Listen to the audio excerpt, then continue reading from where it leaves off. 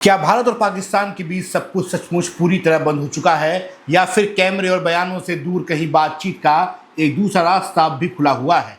पिछले कुछ दिनों से सामने आई एक रिपोर्ट ने इसी सवाल को फिर से चर्चा के केंद्र में ला दिया है। एक तरफ दोनों देशों के नेता और सरकारों सख्त बयान दे रही है, तो दूसरी तरफ श्रीलंका की राजधानी कोलंबो में हुई एक बैठक को लेकर दावा किया गया कि भारतीय और पाकिस्तान प्रतिनिधियों ने आमने सामने बैठकर बातचीत की। आखिर इस बैठक में हुआ क्या था? क्या ये सचमुच कोई गुप्त कूटनीतिक पहल थी या फिर इसे बढ़ा चढ़ाकर पेश किया गया? आइए पूरी खबर विस्तार से समझते हैं। 27 जून को अंग्रेजी अखबार हिंदुस्तान टाइम्स ने एक रिपोर्ट प्रकाशित की।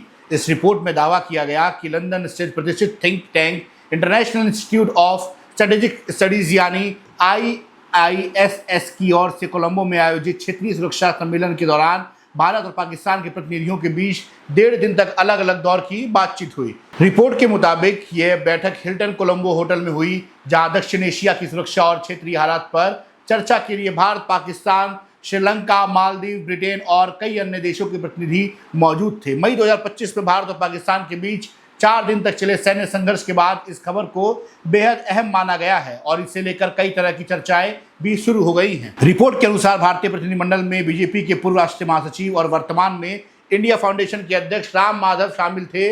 इनके साथ पूर्व थल सेना प्रमुख जनरल SM नरवणे और पाकिस्तान में भारत की पूर्व उच्चायुक्त रह चुकी वरिष्ठ राजनीतिक रुचि घनश्याम भी इसी सम्मेलन का हिस्सा थी। दूसरी ओर पाकिस्तान की तरफ से विदेश मंत्रालय में दक्षिण एशिया और सार्क मामलों के महानिदेशक सज्जाद हैदर खान, पाकिस्तान पीपल्स पार्टी के वरिष्ठ नेता और अमेरिका में पाकिस्तान की पूर्व राजदूत शेरी रहमान तथा ISI में सेवा दे चुके मेजर जनरल रिटायर्ड इरफान दियार अली पतौरी भी इस बैठक में शामिल बताए गए हैं। हालांकि ये रिपोर्ट सामने आते ही राम माधव ने सोशल मीडिया प्लेटफॉर्म X पर सफाई दी और कहा कि इस पूरे मामले को गलत तरीके से पेश किया गया है। उन्होंने साफ कहा कि यह किसी तरह का ट्रैक 2 संवाद नहीं था, बल्कि IISS का हर साल आयोजित होने वाला साउथ एशिया डायलॉग था, जिसमें कई देशों के प्रतिनिधि शामिल होते हैं। राम माधव ने बताया कि वे पूरे 2 दिन सम्मेलन में मौजूद भी नहीं थे, उन्हें केवल एक सत्र में बोलने के लिए बुलाया गया था। उन्होंने अपना भाषण दिया और उसकी तुरंत बाद वहां से चले गए। उनके मुताबिक इस कार्यक्रम को बेवजह भारत पाकिस्तान वार्ता का रंग दे दिया गया है। इसी बीच पूर्व सेना प्रमुख जनरल MS नरवणे ने भी अपने सोशल मीडिया पोस्ट के जरिए कोलंबो दौरे की पुष्टि की थी, लेकिन उन्होंने किसी अलग भारत पाकिस्तान वार्ता का जिक्र नहीं किया। इससे ये साफ हो नहीं हो पाया कि ये सम्मेलन के दौरान दोनों देशों के प्रतिनिधियों के बीच औपचारिक या अनौपचारिक स्तर पर कितनी बातचीत हुई है। इसके बाद भारत सरकार की ओर से स्थिति पूरी तरह स्पष्ट कर दी गई। 29 जून को विदेश सचिव विक्रम मिस्री ने कहा कि दुनिया भर में इस तरह के कई सम्मेलन होते रहते हैं, जहां अलग अलग देशों के लोग एक साथ शामिल होते हैं। उन्होंने कहा कि भारत सरकार की ओर से ये कार्यक्रम में किसी प्रकार की आधिकारिक भागीदारी, समर्थन या संलिप्तता नहीं थी। मिस्री ने साफ शब्दों में कहा कि सरकार इन बैठकों को किसी आधिकारिक कूटनीतिक प्रक्रिया का हिस्सा नहीं मानती है। उन्होंने ये भी कहा कि इस तरह के कार्यक्रम कोई नई बात नहीं है और इन्हें लेकर अनावश्यक अटकलें नहीं लगाई जानी चाहिए। दरअसल जिस बैठक को लेकर इतना बड़ा विवाद खड़ा हुआ है वह IISS और AESA द्वारा आयोजित track 1.5 South Asia Security Dialogue का 10वां संस्करण था। इस तरह के सम्मेलन पिछले कई वर्षों से होते आ रहे हैं, लेकिन पहले इन्हें ज़्यादा मीडिया कवरेज नहीं मिलती थी। इस बार भारत और पाकिस्तान के बीच हालिया तनाव और सैन्य संघर्ष के कारण इस बैठक को लेकर काफ़ी चर्चाएं बढ़ गई हैं। अब सवाल यह है कि ट्रैक 2 और ट्रैक 1.5 संवाद आखिर होता क्या है? वरिष्ठ पत्रकार और पाकिस्तान मामलों की विशेषज्ञ निरुपमा सुब्रमण्यम ने इस पर विस्तार से लिखा है।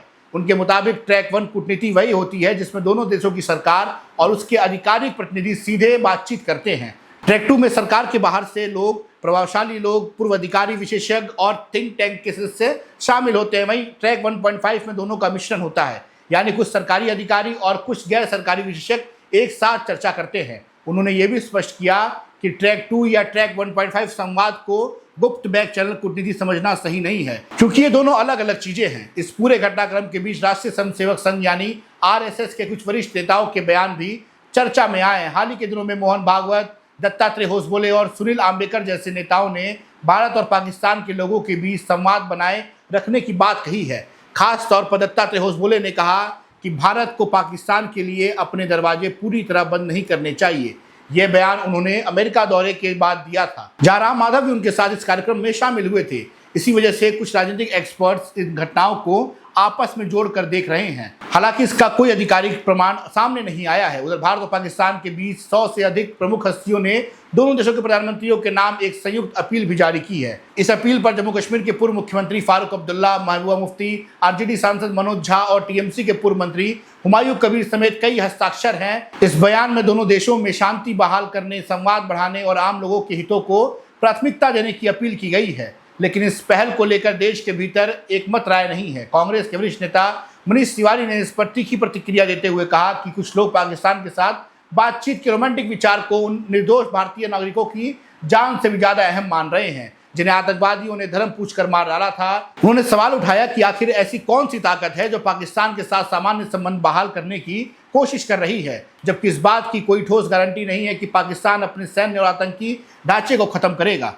देखिए, बहुत ही दुर्भाग्यपूर्ण बात है और बहुत ही दुखद है कि बेसरान के 1 साल 2 महीने और 8 दिन बाद कुछ लोग जो पाकिस्तान समर्थित आतंकवादियों ने घिनौनी कार्रवाई की थी कि निर्दोष पर्यटकों को उनके परिवारों के सामने उनकी हत्या कर दी थी, उनको मौत के घाट उतार दिया था, ये चीज हम इतनी जल्दी कैसे भूल सकते हैं। 1970 के दशक से लेके आज 2026 हो गया, पाकिस्तान भारत के खिलाफ आतंकवाद प्रोत्साहित करता रहा है और जब भी भारत ने कोई बातचीत करने की पेशकश की है तो पाकिस्तान की तरफ से बातचीत का जवाब आतंकवादी हमले द्वारा दिया गया है। जिस तरह से वहां पे नौजवान लोगों को रिक्रूट किया जाता है इस आतंकवाद के ताने बाने में, जब तक वो सब बंद नहीं होता आप किस बात के ऊपर बातचीत करना चाहते हैं। बातचीत करके देख तो ली है हर सरकार ने, क्या नतीजा निकला उस बातचीत का।